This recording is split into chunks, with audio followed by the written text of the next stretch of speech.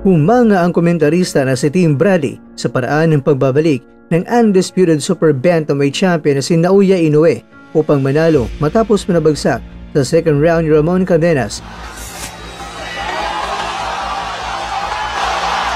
Noong May 5, Lunes Pinas time sa T-Mobile Arena sa Las Vegas, siniguro ni Inoue na hindi siya tatamaan ng isa pang malakas na suntok mula sa challenger na si Cardenas tulad na nagbabagsak sa kanya.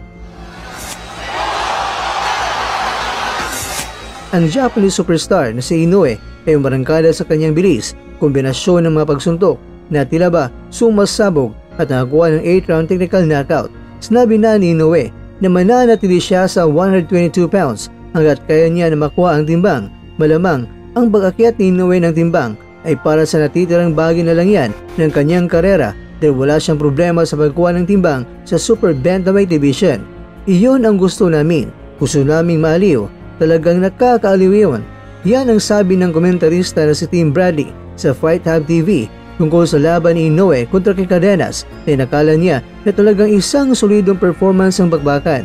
Ang paglaban ni Inoue laban kay Cardenas ay nagdala sa mga tagahangan ng drama na hindi nila nakalimutan matapos manood ng dalawang medyo hindi maaksyon na kaganapan noong Biyernes sa New York at Sabado naman sa Riyadh.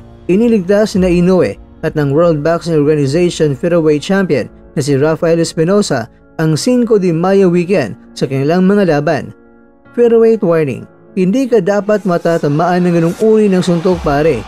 Ito na lang ang nasabi ni Bradley tungkol kay Inoue na pinabagsak ni Cardenas sa ikalawang round. Hindi raw dapat na matatamaan ng ganung uring suntok na iyon at bumagsak ng ganung paraan, lalo na sa kalaban sa kalibreng meron itong si Cardenas na isang tunay na lalaki o boksingero rin talaga. Si Cardenas ay top 10 na boksingero, ibig sabihin ay kaya ni Cardenas na may kipagpalitan sa bakbakan. Meron siyang punching power sa magkabilang kamay. Ang mga paraan ng pagkipaglaban ni Inoue sa unang round ay hindi niya alam kung gaano kadelikado itong si Cardenas kung ito ay sumuntok o umatake sa kalaban. Palaging namimiss ang mga ilang home run swings sa kaliwa ni Cardenas at masasabi mo raw talaga na kung matamaan itong si Inoue sa madaling panahon ay babagsak ito sa lona. Sa ikalawang round ay nangyari nga ito, ngunit bumangon si Naoya at nakatayo pa sa natitirang bahagi ng round.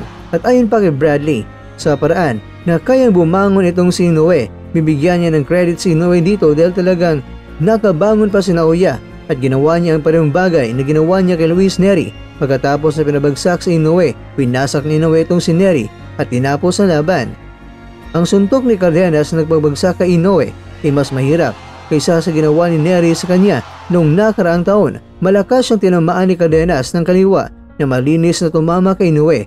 Ang mas matindi pa nito ay hindi nakita ni Inoue ang suntok ni Cardenas. Pero gayon pa man, sobrang prangka ni Bradley at sinabi niya kay Inoue na may planong umakyat sa 126 pounds o sa featherweight division na gusto niyang subukan at dominahin ang dibisyong iyon. Sinabi ni Bradley, binabalaan niya si Inoue tungkol sa pag-akyat sa featherweight division dahil may mga leon din doon na naghihintay sa kanya, mga mandirigma na kayang saluhin ang mga atake ni Inoue. Tandaan raw dapat ni Inoue ay isa siyang maliit na tao, maliit na boksingero, yung tipong nakalaban ni Inoue ngayon ay parang hindi kaya magpabagsak ng kalaban pero napabagsak pa rin siya. At nakita naman ni Inoue ang isa sa mga leon sa undercard, ang World Boxing Organization featherweight champion na si Rafael Espinosa, ang magiging isang purong bangungot para kay Inoue. Umabot siya sa 126 pounds at tumingin sa kanyang direksyon para sa isang world title fight. Kaduda-duda na si Inoue ay magiging baliw para labanan ang 6'1" na si Espinosa dahil malaman niyang masyadong malaki ang taong iyon.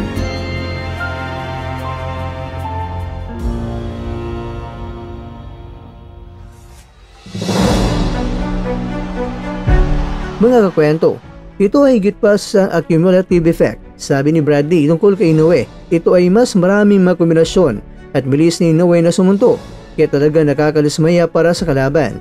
Ito ay mabilis na nagniningas, ito ay katumpakan at ito ay nasa punto talaga ang mga atake ni Inoue. Ang hirap na harapin itong si Inoue, pero gayon pa man, nakita naman natin na may mga moments na kung saan maaari mong samantalahin si Inoue sa kanyang kahinaan.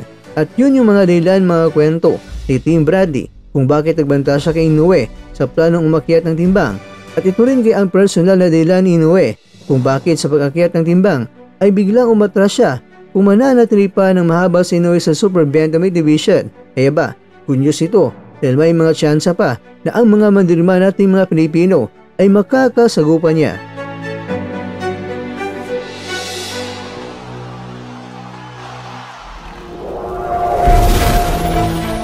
At dyan, nagtatapos ang ating kwento.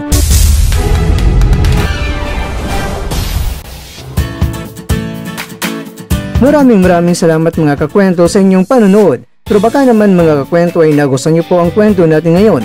Baka pwede niyo po akong mabigyan dyan ng like, subscribe at pa-click na rin sa bell button.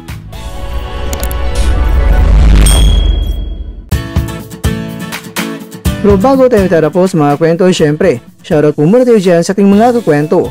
Kay kakwentong Julian Pedrosa, kay kakwentong Eve Mar Salvacion, kay kakwentong Fake Thorsky, at kakwentong nanonood ngayon, shoutout sa iyo dyan. Bueno, dito na po muna ang ating kwentuhan at abangan nyo na po ating susunod na video. At dito na po yan sa isang channel na kung saan maaring ito'y mga kwentong di pa na kwento sa inyo.